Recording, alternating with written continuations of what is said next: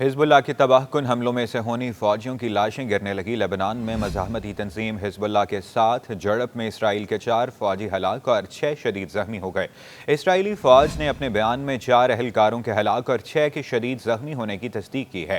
हलाक फौजियों की शनाख्त जाहिर करते हुए इसराइली फौज ने कहा कि हमारे फौजी जनूबी लेबनान में लड़ाई के दौरान हलाक हुए, जबकि 6 फौजियों को शदीद जख्मी होने के बायस इसराइल मुंतकिल कर दिया गया।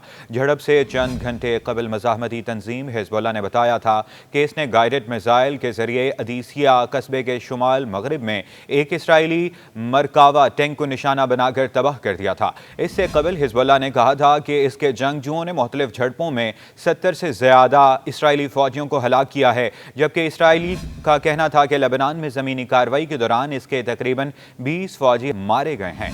इधर गजा की पट्टी और लेबनान में सेहूनी हुकूमत के जराइम के जवाब में हिजबुल्लाह ने 21 कार्रवाइयों में सेहूनी फौज के ठिकानों और मकबूजा इलाकों को शुमाल में सेहूनी बस्तियों को निशाना बनाया। हिजबुल्लाह ने अपने बयान में कहा कि इस्लामी मज़ाहमत के मुजाहिदीन ने अल मालकिया में दुश्मन के फौजी ठिकानों को मिसाइलों से निशाना बनाया। लेबनानी मज़ाहमत ने तैयबा ट्राइका में काबिज अफवाज के ठिकानों पर भी कई रॉकेट हमले किए।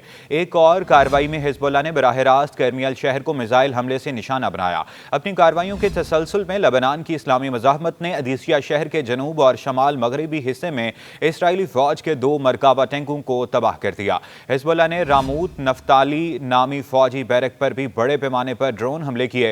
हिजबुल्लाह के इन तबाहकुन हमलों में कई इसराइली फौजी हलाक और जख्मी हो गए। दूसरी जानिब रूस के सदर व्लादिमीर पुतिन का कहना है कि रूस मशरिक वस्ता में होने वाले वाक़यात पर फिक्रमंद है और इसका ख्याल है कि वहाँ तनाज़ात के हल के लिए हालात पैदा करने में इसका किरदार है। रूसी सदर पुतिन ने कहा कि मास्को नहीं चाहता कि मशरिक वस्ता में तनाज़ा फैले। वो समझते हैं कि खित्ते का कोई भी मुल्क मुकम्मल जंग नहीं चाहता। पुतिन ने कहा कि मशरिक वस्ता मुकम्मल जंग के दहाने पर है। इन्होंने तशद्दुद के खात्मे का मुतालबा किया। रूसी शहर काजान में ब्रिक्स पल्स सरबराही इजलास में और दोस्तों के पहले मुकम्मल इजलास से पहले अपने खिताब में रूसी सदर का कहना था कि मशरिक वस्ता का बहरान तारीख का सबसे खूनी बहरान बन गया है। इन्होंने वजाहत की कि मशरिक वस्ता के बहरान से तशवीश पैदा होती है। गजा में जंगी कार्रवाइयों में लेबनान तक फैल गई हैं। इससे खित्ते के कई ममालिक मुतासिर हुए हैं।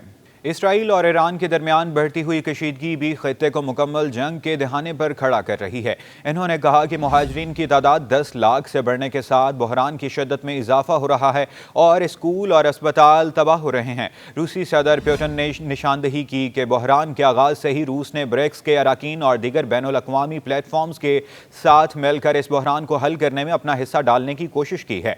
इधर जनूबी कोरिया के दारुल हुकूमत में इसराइली सिफारत खाने पर नामालूम अफराद ने हमला कर दिया और इमारत के अंदर दाखिल हो गए। अरब मीडिया के मुताबिक इसराइली वज़ारत ख़ारजा ने नामालूम अफराद की जानिब से जनूबी कोरिया के दारुल हुकूमत में इसराइली सिफारत खाने पर धावा बोलने की तस्दीक की है। इसराइली वज़ारत ख़ारजा के मुताबिक नामालूम अफराद सिफारत खाने की छुट्टी के दिन हमलावर हुए। इस दौरान इन्होंने सिफारत खाने की अमलाक को नुकसान पहुँचाया। रिपोर्ट्स के मुताबिक वाक़े में किसी भी सिफारती अमले को नुकसान नहीं पहुँचा, क्योंकि यहूदियों के मजहबी त्यौहार की मुनासबत से सिफारत खाना बंद था।